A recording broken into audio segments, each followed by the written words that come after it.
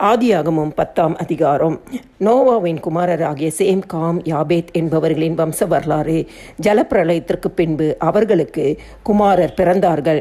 யாபேத்தின் குமாரர் கோமர், மாகோகு, மாதாய், யாவான், தூபால், Meshech, Tiras என்பவர்கள். கோமரின் குமாரர் அஸ்கினாஸ், ரீபாத்து, தொகர்மா என்பவர்கள்.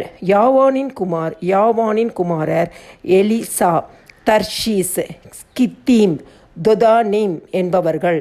இவர்களால் ஜாதிகளுடைய தீவுகள் அவனவன் பாஷையின்படியேயும் அவரவர்கள் கோத்திரத்தின்படியேயும் ஜாதியின்படியேயும் வேறு வேறு தேசங்களாய் பகுக்கப்பட்டன. காமுடைய குமாரர் கூஷ், மிஸ்ராயிம், பூத், கானான் என்பவர்கள். கூஷுடைய குமாரர் சேபா, ஆவிலா, சப்தா, ராமா, சப்திகா என்பவர்கள். ராமாவின் குமாரர் சேபா, திதான் என்பவர்கள். கூஷ் நிம்ரோத்தை பெற்றான். இவன் பூமியிலே பராக்கிரமசாலியானான். இவன் கர்த்தருக்கு முன்பாக பலத்த வேட்டைக்காரனாயிருந்தான். ஆகையால் கர்த்தருக்கு முன்பாக பலத்த வேட்டைக்காரனான நிம்ரோதை போல என்னும் வழக்க சொல் உண்டாயிற்று. சினையார் தேசத்தில் உள்ள பாபேல், ஏரேக், அக்காத், கல்னே என்னும் இடங்கள் அவன் ஆண்ட ராஜ்யத்திற்கு ஆதிஸ்தானங்கள். அந்த தேசத்திலிருந்து அசூர் புறப்பட்டு போய் நினிவேயையும் ரெஹோபோத் பட்டணத்தையும் காலாகையும் நினிவேக்கும் காலாகுக்கும் நடுவாக ரேசேனையும் கட்டினான். இது பெரிய பட்டணம். மிஸ்ராயிம், லூதிமையும், அனாமிமையும், லெஹாபிமையும், நப்தூகிமையும், பத்ருசீமையும், பெலிஸ்தரின் சந்ததிக்கு தலைவனாகிய கஸ்லூகிமையும் தொரிமையும் பெற்றான். கானான் தன் மூத்த மகனாகிய சீதோனையும் கேத்தையும் எபிசியரையும் எமோரியரையும் கிர்காசியரையும் ஈவியரையும் அர்க்கியரையும் சீனியரையும் அர்வாதியரையும் சமாரியரையும் காமத்திரியரையும் பெற்றான். பின்பு கானானியரின் வம்சத்தார் எங்கும் பரவினார்கள்.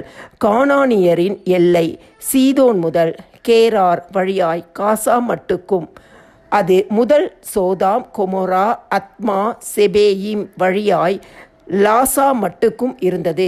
இவர்கள் தங்கள் தேசங்களிலும் தங்கள் ஜாதிகளிலும் உள்ள தங்கள் வம்சங்களின்படியேயும் தங்கள் பாஷைகளின்படியேயும் காமுடைய சந்ததியார். சேமுக்கும் பிள்ளைகள் பிறந்தார்கள். அவன் ஏபேருடைய சந்ததியார்.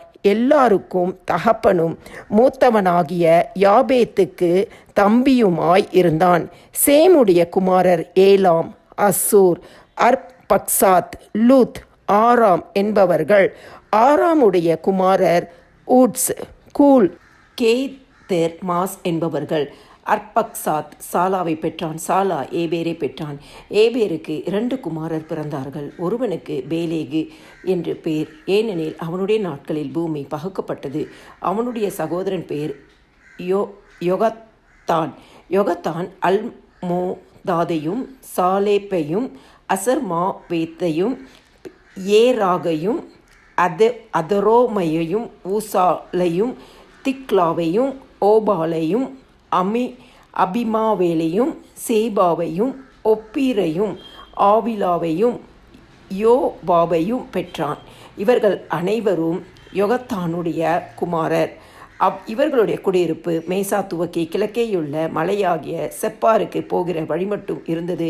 இவர்களே தங்கள் தேசங்களிலும் தங்கள் ஜாதிகளிலும் உள்ள தங்கள் வம்சங்களின்படியேயும் தங்கள் பாஷைகளின்படியேயும் சேமுடைய சந்ததியார். தங்கள் ஜாதிகளில் உள்ள தங்களுடைய சந்ததிகளின்படியே நோவாவுடைய குமாரரின் வம்சங்கள் இவைகளே. ஜலப்பிரளயத்திற்கு பின்பு இவர்களால் பூமியிலே ஜாதிகள் பிரிந்தன.